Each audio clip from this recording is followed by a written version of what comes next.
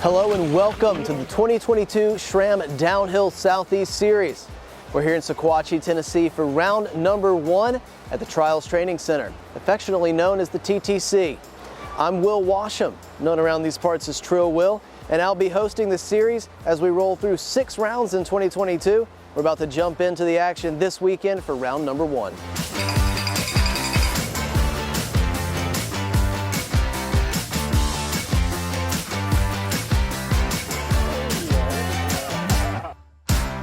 The inaugural Downhill Southeast race in 2016 was actually held right here at the Trials Training Center, and we're excited to be back here to kick off the 2022 season. We've got a brand new track here that was guided by Troy Roberts, helped design and lay it out in conjunction with community volunteers, folks from Windrock Park, as well as Ride Canuga. So a big team effort to put this track together. We've got 850 feet of vertical drop on some world-class terrain here at the Trials Training Center.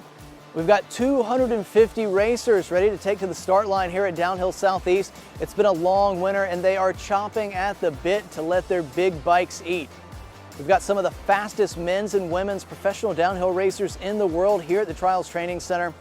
Kaylee Skelton, our reigning U.S. national champ, is here riding for KHS Factory Racing. Shell Peugeot is here, fresh off a second place at the Pan American Continental Championships. On the men's side, we've got Austin Dooley, our current bronze medalist at U.S. National Championships. We've got Corey Jackson, our Downhill Southeast reigning junior expert champ, bumping up to pro this year. Nick Nestroff's in the house for KHS Factory Racing, along with Luca Shaw.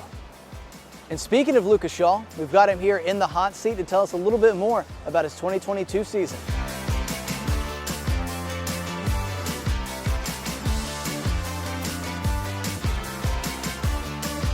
Yeah, I'm Luca Shaw, I'm 25.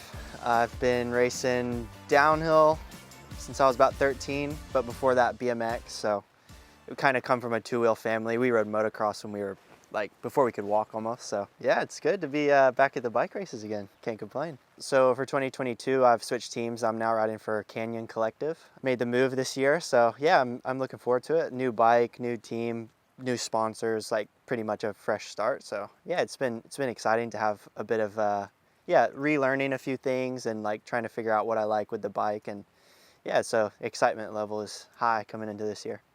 Now that I've kind of been around for a few years, kind of on the scene, on the circuit, it's definitely, to me, I wanted something that was gonna give me the best opportunity to achieve the best results I can get. I think before, when I signed with Syndicate, I was quite young and I felt like it was the flashiness sort of thing.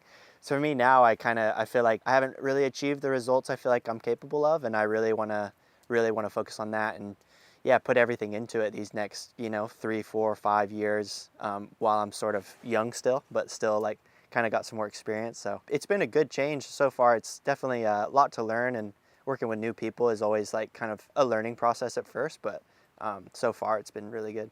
Local races, I mean, that's there's no better training than racing. And I think for our sport, I think it's no secret that it's not the easiest sport to get into. It's not like there's a downhill mountain bike team at your high school. You're not just gonna accidentally find yourself, being on a team racing World Cups, So I think the more local races and the more opportunities for people to kind of fall in love with the sport and find that passion for it. That's how I got into it, just doing the local races, be like, oh man, this is fun. I'm pretty good at this.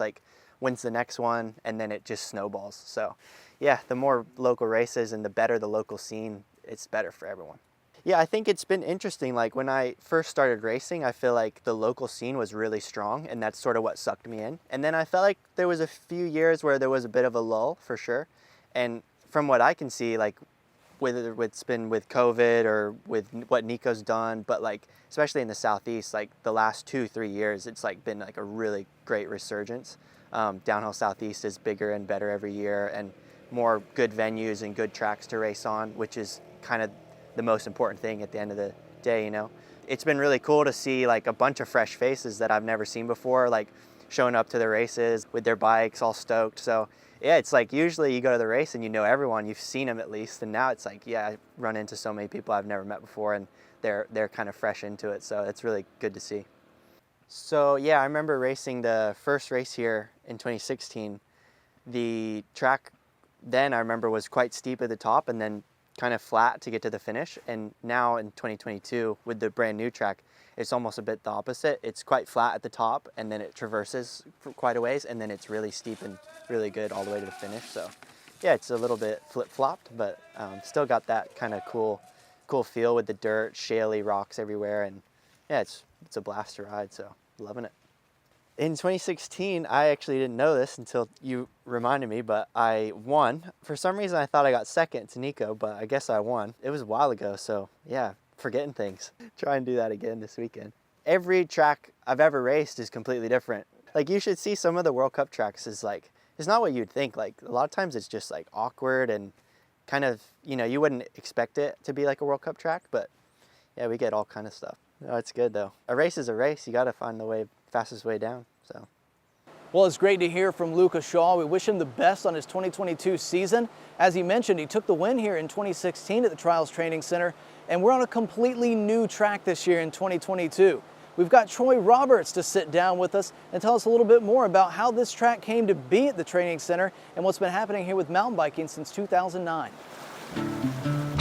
Well, I'm here with Troy Roberts. Troy, so good to be back here at the TTC, really the birthplace of the Downhill Southeast. We had our first race back here in 2016. We were here in 2017, and here we are in 2022 for the 7th season now. Yeah, stoked to be here to talk to you about the track. Just tell us a little bit about yourself, how you came to be here in Sequatchie. Oh, how did I end up here? Probably started with a trip to Snowshoe in 2009 and loved downhilling and decided I didn't want to drive there no more to ride downhill mountain bikes. Just playing online, and I found a forum article dated from 2001 where the Trials Training Center was looking for someone to help build cross-country mountain bike stuff on the property. Yeah, interesting. Sounded like an opportunity to me. Made a phone call that day, ended up with meeting the manager of the place that day. Had a 400 or 500 vertical foot downhill mountain bike run going within a few weeks. Wow. From putting together existing moto trails and a little gravel shuttle road over here, and started evolving from there. Tell us a little bit more about, what the Trials Training Center, known as the TTC is. Like, why is this place even here? What do they do here? I showed up around 2009 and started building mountain bike trails here, and at the time it was just trials bikes allowed to ride here, a few exceptions for trail builders with regular, dirt bikes. Basically this place now is, if it's on 2 wheels, you can bring it here and do whatever you want to with it here. But if it ain't That's 2 awesome. wheels, don't bring it here. Yeah. Yeah, what's mountain biking looked like over the years here between 2009 and 2022? Man, like 3 different evolutions of build and destruction. Uh-huh. And got permission to use some property up top, which going into it, we knew it was temporary. It was just, so yeah, man, we had like 5 or 6, 7 good years of that trail system over there. Mm-hmm. Real good stuff. I knew going into it that it was gonna be tougher to build a trail coming from my new house than the property down the road, because we're coming off more of a point. The geology of the mountain, there's not as much of a cliffside over there. So Gotcha. Coming off from my house, there's no way down without actually dealing with some form of a vertical ledge. Even with the new trail here, we're dealing with a 10-foot vertical ledge with the wood bridge that you've seen. Yeah.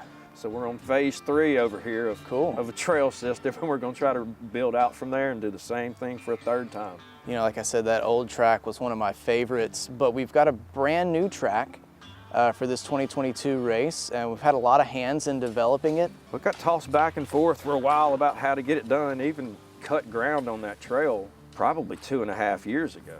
Like, oh, where do we go from here? In the end, it ended up with 2 weekends of 25, 30 guys all in a row, pounding at it. Some of the Good old-fashioned one of the most muscle. phenomenal things I've ever seen in my life was that group of people come together and build that trail. Like Sean Leader came up from Windrock. We had some of the folks from Canoga come up, so it was kind of like an all-star crew of guys that just wanted to dig all day. Yes. And then the Canoga guys, he done a great job with that excavator.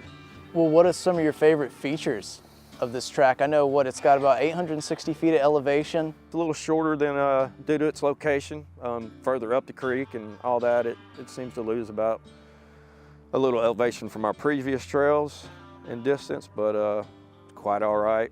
What kind of feedback are you hearing from the riders so far? We've got over 250 racers here this weekend of all skill levels. friend of mine, Chuck Pitts, keeps throwing at me that the name of the trail should be So Good, because that's everyone's like, ever since he said that, I keep hearing people say that. Yeah. But, so the trail is actually, as of now, and we call it d-saus, D''S-A-U-S. I don't even think there's an N on it. So that is the pink bike member name of Austin Brown, and that's the son of the owner of the Trials Training Center. A little memorial for him inside the start hut. He is one of the first people that helped us start cutting trail here. He was a national level trials moto rider, and he seen us riding downhill out here and got into it with us. And he rode with us for years. And he died last year out here, fell off the front porch here. He did a lot of work out here and helped out maintenance, so we're gonna continue on, man, in his name. We've heard people talking, and like you said, it's been rave reviews, so it sounds like the sauce is so good. The sauce is so good, dude. I love that. Getting them both together. There it is. That's the name. That is it. So thank you so much, Troy. Appreciate the time. Man. And we're looking forward to seeing these folks rip up your creations. I just love having us out here, man, seeing you guys out here. Makes my day. Thanks, Troy. Thank you, It's almost time to go racing. Let's go.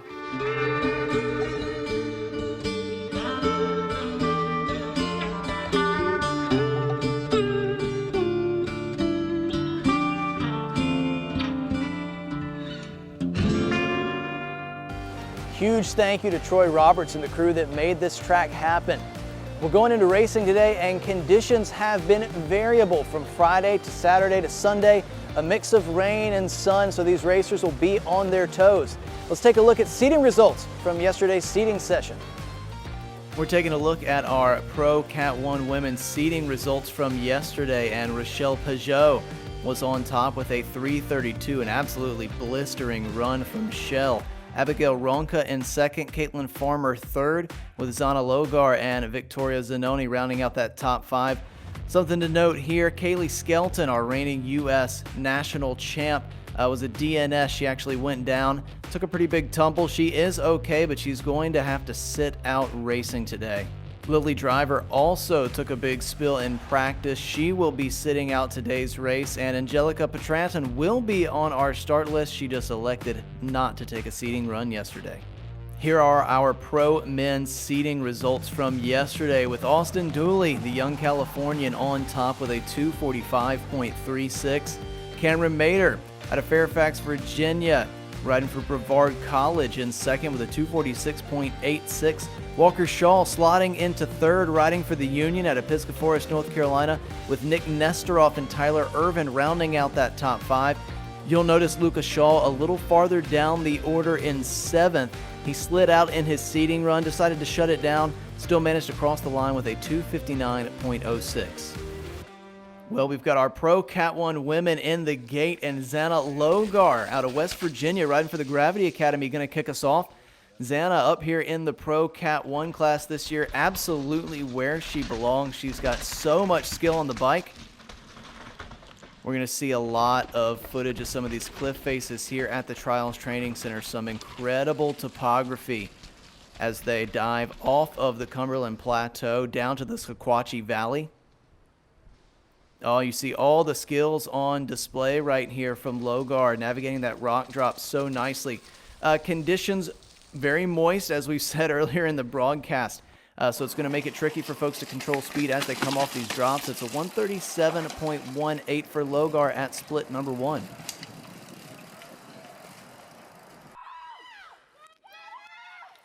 A little bit of trouble right there, but actually that was a great move through those ruts. It's almost impossible to keep both feet on and keep your speed in here, but that was a great ride there. So it's a 3:24.03 at split number two. Some great pace down here for the young West Virginian. And Zana Logar will come off the final drop. A little bit of interesting terrain to navigate here. Yeah, it's a tight, flat right-hand corner to a bit of an uphill. Logar putting some power to the pedals here, and one last really muddy G out. Doesn't look like much here on the video. That's a great run there. Pretty clean there for Zana. 4:14.52 to start us off.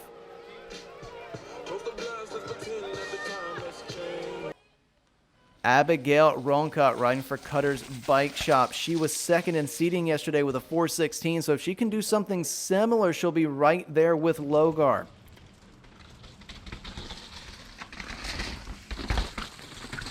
Really tight, tricky section right there, just completely unique to a lot of the downhill tracks that we're racing these days that are fast and wide open.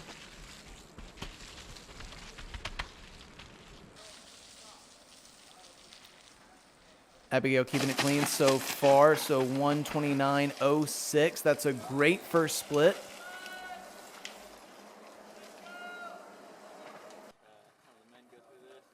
So Ronka looking to put together a good run here at the bottom of this track as it gets steep and technical down here. Feet up through those S-berms. That was awesome.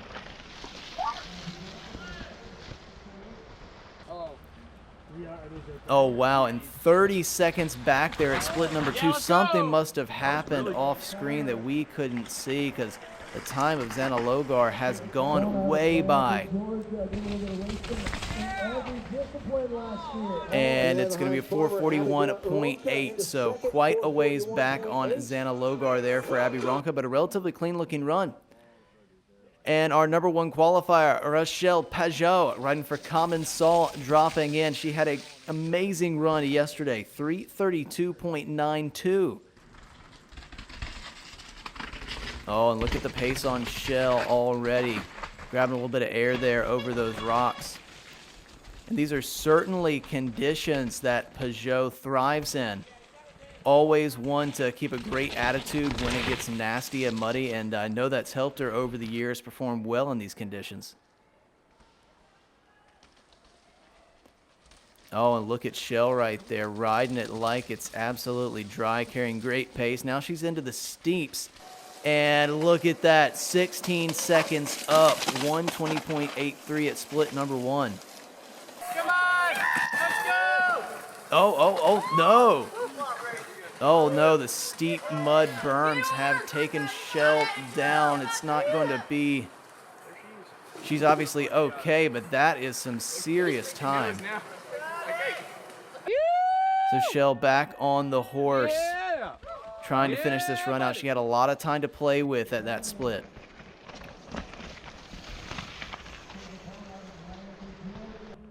Okay, and still 9 seconds up here for Shell. 9 seconds up, 3:14.43 at split number 2. And not much terrain left between Shell and the finish line here. So if she can hang on, it will be green for Pajot when she crosses the line. Oh, Shell down.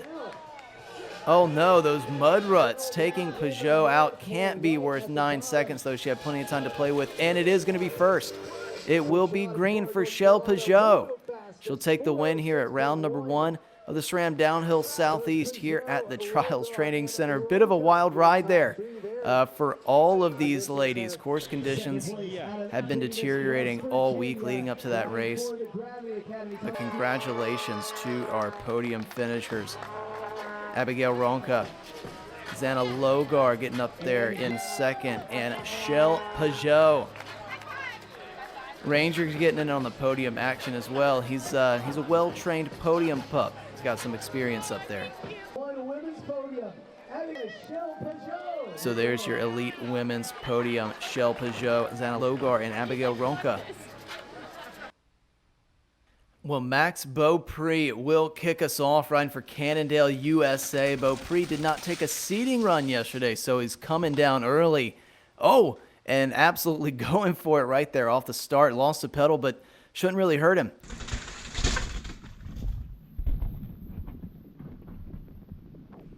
Beaupre working at Ride Canuga in Hendersonville, North Carolina. The man spends a ton of time on the tools and a ton of time on the bike. Maxi baby. Riding his enduro rig, but that definitely will not slow Max down here at Downhill Southeast. Oh, look at it. Just letting that back end slide around, looking very comfortable in these conditions. Oh, that's a great split, 105.72. So really on pace with our second place time from seating there at split number 1 from Bro P. Oh my goodness. Almost goes straight over that third berm. It actually is a line. Beaupre opting to play it safe right now, though.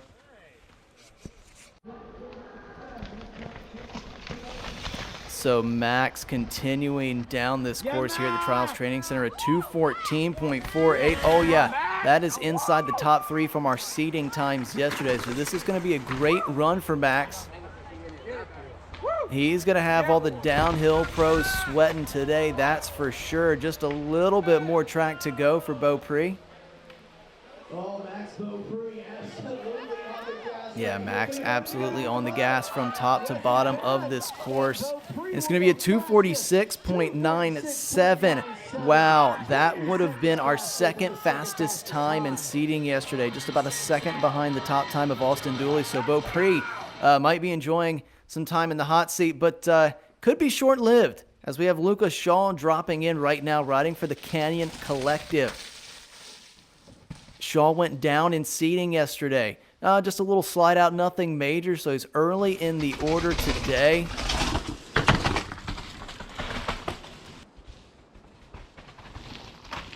So yeah, Beaupre might not get too comfortable with the top time. Shaw known for his silky smooth style.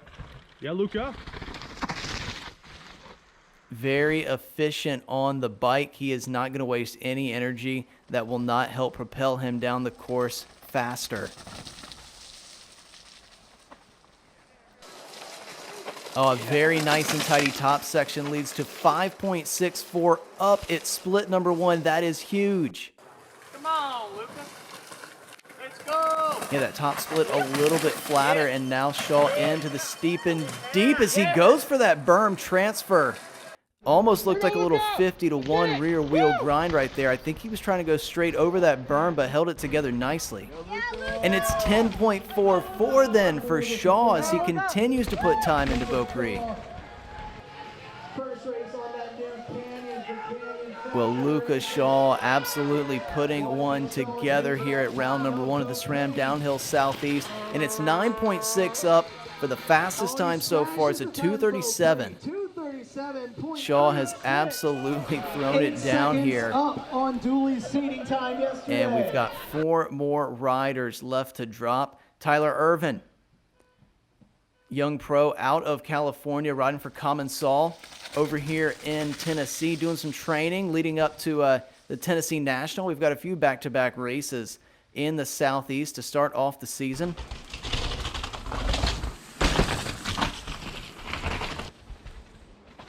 Irvin seeded in 5th yesterday. He spent some time traveling on the World Cup circuit last year, just building up his experience. So definitely a guy that can put one together here at the Trials Training Center.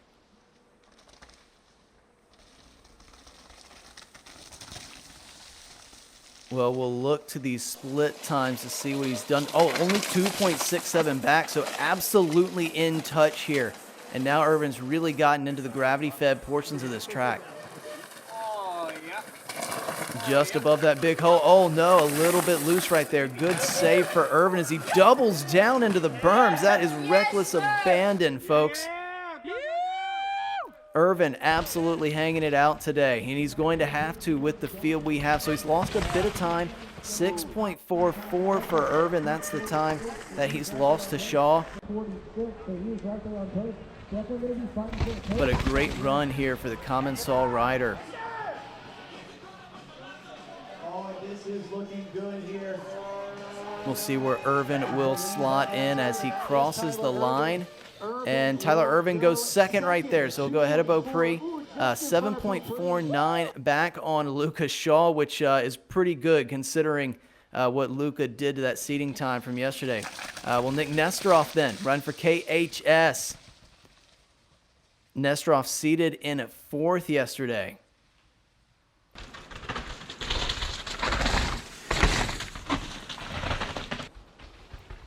Nick, another rider that has been out here training in Tennessee, so these conditions, oh, look at the double into the berm right there for Nesteroff. Yeah, absolutely hooking up for traction. Oh, he just... Nick is now really one of the elder statesmen on the circuit. He's been around with great results here domestically. Also having some good results out getting to some World Cups last year. He's 2.8 back, very much in touch with Shaw.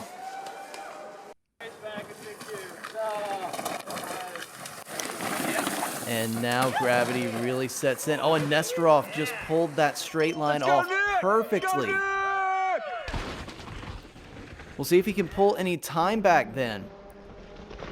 It was only 2 seconds back on split number 1. Oh, and he's lost a bit more time. 4.54 back.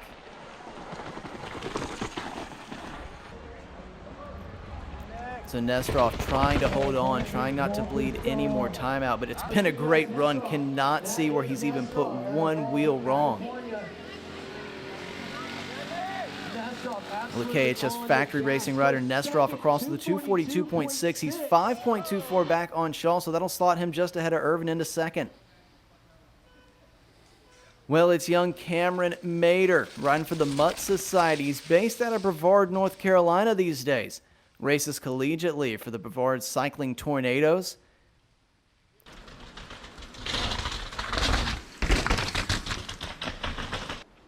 And he's got so much talent on a bike. He will be laying it all out today. Foot out right there in the berm definitely did not cost him any time. Mader was second fastest in seating, so I know he wants to back that up, get on the podium today at round number 1 at Downhill Southeast. Looking nice and tidy here, coming off the rock drop. Well, he's 5.72 back, so maybe not exactly where he wants to be, but a lot of vertical between Mader and the bottom. Yeah, oh, look at the nose pivot turn and gapping in, opting to go around that straight line, but that was quick. Chainless run, chainless. Oh, he's got it. It just doesn't work. So can Cam hold this together to the bottom? We'll see what we get on split number 2.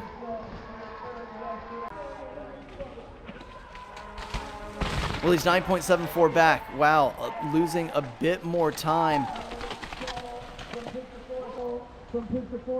But still, it's been a solid weekend to kick off his campaign. See what Mader can do as he crosses the finish line. It's going to be 5th for Cameron Mader. 10 seconds off of Shaw, 2:47. Well, this is the final man in the start hut. Our number 1 seeded rider, Austin Dooley, riding for Commensal. Had some great results at the end of last year on the World Cup in snowshoe. Also our reigning bronze medalist from the U.S. Downhill National Championships out in Winter Park, Colorado last year. So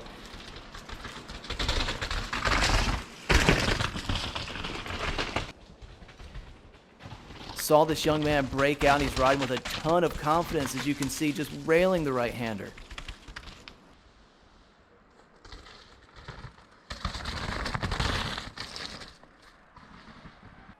Dooley been putting in a bit of time here in Tennessee, trying to get firing on all cylinders for the heart of his 22 downhill campaign. Oh, and he is moving here through the trees. Only 2.43 back, so very much in touch, especially on a muddy track where a lot of time can be gained and lost. We've got some great camera angles here, but certainly some sections we're not seeing as Dooley drops into these berms. Oh yeah, it's diving straight in. Got a little spat to the high side right there, so gonna be a bit of time lost there to Shaw.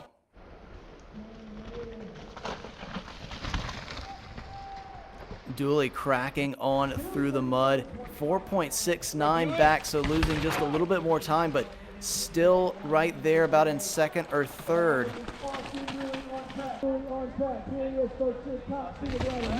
And Dooley will make his way through this final right-hand turn. A bit of an uphill right here, and carries nice pace. So what will the time tell for Austin Dooley? He's going to go third. 242.91, 5.55 back on Luca Shaw. So Dooley will be on the podium here as he makes his way up. Nice ride for the young Californian. There's Nick Nesterov, KHS Factory Racing, second place today. And your winner for the And taking one for the Southeast locals, Luca Shaw, taking the win today, over 5 seconds up. What a run from Shaw, breaking in that new Canyon Collective downhill bike nicely with a win here at round number 1 of the SRAM Downhill Southeast.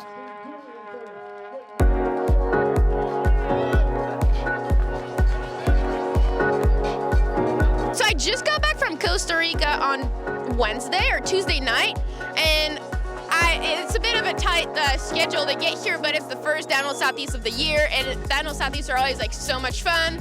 It's really good training for racing, so I was like, I'll go even if it's a tight fit in the schedule. I figured it would be muddy because it's been like really cold and wet and rainy for a long time, which I do like because I like mud riding. I think it's really fun, and the crashes are not as gnarly, although you crash more. So I was like, oh yeah, I'll go, but it's been a bit rough. I was more tired than I expected, and I crashed a lot in Costa Rica, so my body's a bit sore. But it was really fun as I expected. In these conditions, once you crash once, your focus is off, your cleats are full of mud, your hands are full of mud, so it's like so hard to get back into it. So I kind of like crashed again, crashed right here at the finish. But I managed to still get the win, so I'm pretty happy with that, and I'm looking forward to a little nap later. Yeah, it's good. Start the season with a win, and yeah, new bike and everything seemed to work good, so yeah, no better way to start really. I feel like I've been riding really good on this track all weekend, and I was kicking myself yesterday. I threw it away, had a crash in seating, so kind of annoyed me. So today I just really wanted to get a clean run down. That's kind of the whole point, you know, you don't want to come here and then not see where you stack up. So yeah, that was the goal. I didn't have a perfect run, but I was happy with how I was riding, and the conditions were really tricky. So yeah, stayed on 2 wheels and got it done, so happy. Yeah, I guess I like this place.